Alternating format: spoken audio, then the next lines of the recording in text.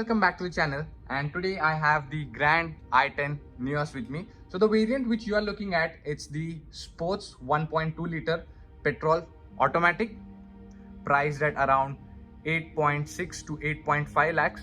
The prices may vary depending upon the city you live in. Now this is a proper hatchback. It's not the premium hatchback like the Baleno or the i20, but it sits below them. And I'll be sharing what makes such type of hatchback a valuable product, because they have lot of things in it which makes them a better product or a better choice to go for.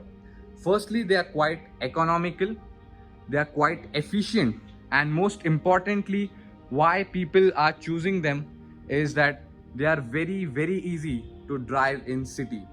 As you know, the traffic conditions are day by day increasing, so many people want a car that is easy to handle, easy to park, takes less space. So Grand i10 Nios is one such car you can really go for. Watch the video till the end, because I'll be comparing this car side by side with its main rival, that is the Swift.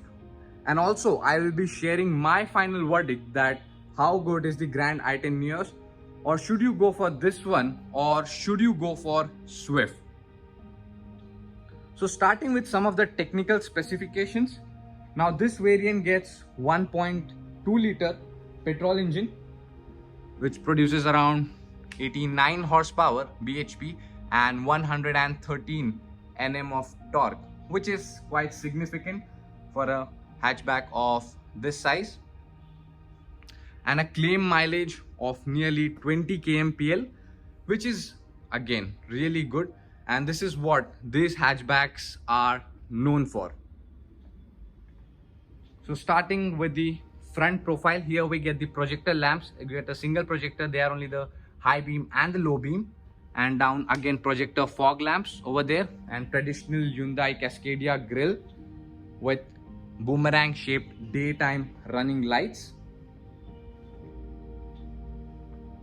And on the side we have this 14 inches 165 section by 60 alloy wheels, which are quite sporty in design. If you just look, they have quite nice cuts and creases. They are all black alloy wheels, you don't get dual tone alloy wheels. For this variant, this is the Sports. Overall, if you look at the side profile, it's quite good. Speaking of the dimensions, now this car is around 3.8 meters in length, 1.5 meters in height, and 1.6 meters in width. Here a subtle Grand i10 badging. Now this is the Nios, not the Grand i10. Like, it's specially quoted as the Nios. Definitely that Grand i10 name carries on it in it, but it's a complete change from the Grand i10 which you used to get. You get the conventional tail lamps, Sports badging, Nios in big and bold letters to signify that this is not the regular Grand i10, but rather it's the Nios Grand i10. You get parking sensors at the rear, reflectors, fuel lid, and here you even get the camera. To open the boot, you just need to press this, and it's a manual release. You get 230 liters of boot space over here. The boot is decent, quite deep, so you can accommodate more of your luggage. High mount stop lamp on the top, and the shark fin antenna as well. Now you can accessorize this car. You have a lot of accessories from Hyundai. You can fit into it for like the grills, and for the front bumpers, the area below the fog lamps, for the down below the front splitters. So a lot of accessories option as well by the Hyundai. In case, for the matter of fact, for any Hyundai car, you can definitely go for a lot of accessories. Here we have the electrically adjustable ORVMs as well. Speaking of the safety features of this car, It comes with 2 airbags as standard, ABS and brake assist as well. So decent amount of safety, and its rival also you have the same safety features in the Swift as well. Now really it's very hard choice to pick one of those between this and Swift. Swift is a car that has been over a decade now in the Indian market, and it has been still on the top charts when it comes to the sales. But Nios is also not less.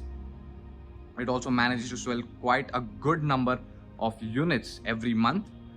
So definitely both these cars are well equipped. Now the real difference comes is that Swift has gained a lot of trust considering it's Maruti and it's very cheap to service. But the same thing goes even for the Hyundai. Hyundais are also quite reliable and cheap to maintain and service. Now this was all about the exterior. Let's go and check out the interior. So as soon as you open, the interior looks quite premium considering the price point of this car. You get manually adjustable seats with this fabric upholstery and all 4 power windows with electrically adjustable ORVMs. Here you don't get start stop button. We have the conventional key. This is how the key looks like. Here you have the headlight level adjuster.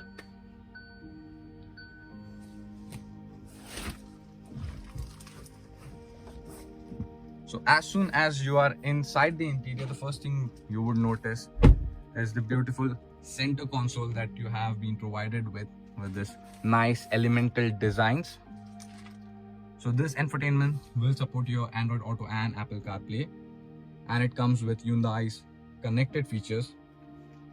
Here you get the automatic climate control, and here we have the semi-digital instrument cluster with the analog tachometer and digital speedometer with all the warning signs spread throughout the console, and your wiper cut lever, your headlight lever, and some steering mounted controls for your volume and accepting and declining the calls, and a voice command.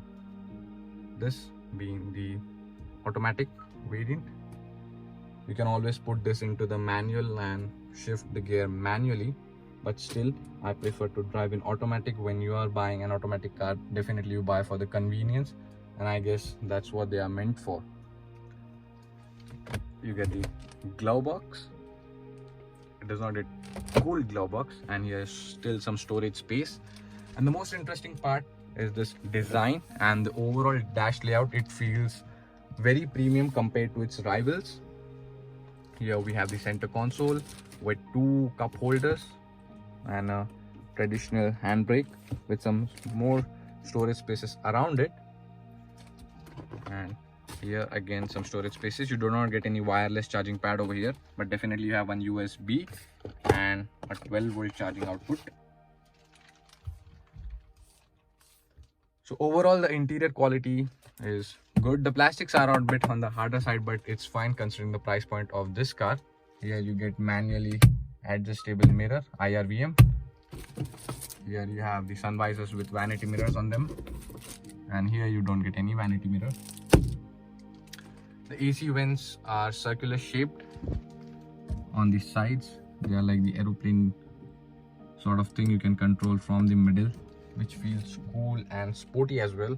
And here you have the traditional circular or the oval comments, you can tell them. So overall, no complaints about the interior. It's good considering the price point. That's the main key aspect of this car, the price point, because whenever you buy a hatchback, the main thing about it's the price point, and definitely considering the price point, it's a good car. Checking on the rear seats. Now the front seats I have adjusted according to my height. For reference, my height is 5'10", and let's jump back over here. So this is the amount of leg space that I have on offer, and I have to say it is amazing for a hatchback of this size. It is better than the Swift. The seats are much more roomier and comfortable than what you get in the Swift, though you don't get any center armrest over here, but the seats are quite comfortable. The cushioning is good, The support is also good, so you will be definitely comfortable for the long drives even. Here you have the AC vents with adjustable fan direction. Here you get a small bottle holder. You don't get pretty big bottle holders in this car. It's good to fit a bottle of 500 liters comfortably, and if you want to put those big 1 liter bottles, it may be a bit trouble, but you can fit those use and throw 1 liters bottle easily. Here you get center illumination lamp, permanently fixed grab handles, they are not foldings, and a parcel tray which you can obviously remove if you want to increase more luggage space. This is how overall the cabin looks like from the rear. So this was a quick, short, detailed review about the i10 Nios, Grand i10 Nios to be very specific. You have a smart auto badging on that side. Overall, the car is quite good in terms of looks. It's good in terms of features as well. It gets that BlueLink connected features, like you have a smart infotainment system which is better than the rivals. And overall, the styling is subjective. Some may like the styling of Swift, some may like the styling of the Nios, so that depends on how you perceive it. This is, I guess, a more subtle kind of look, and Swift gets a bit more sportier kind of looks with those big grills and LED projector lamps in the top end variant. So definitely looks are up to you how you take it. Personally, if you ask me, then I guess both looks are similar. Like, I would rate them both the cars 8 out of 10 in segment of and category of looks. And in terms of features, this car is little bit better when it comes to features and overall the interior layout. Now the Swift also gets a lot of features, but I guess this car, due to its interior, the layout, it is little bit better to sit in and to drive in. So yes, what's my final verdict? Should you go for the Nios or should you go for the Swift?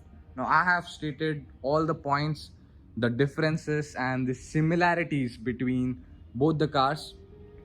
If you want a car that has a better cabin quality, like the interior layout, then you can go for the Nios. Or if you want a car that is bit more efficient compared to this one, Swift gets a mileage of 23 in the automatic, which is substantially great. So then you can go for the Swift. Otherwise, both the cars are great. You will not be disappointed if you go for any of them. So this was my complete detailed review. As always, thanks for watching. Thanks for your support. Wear your seat belts. Drive safe. Thank you.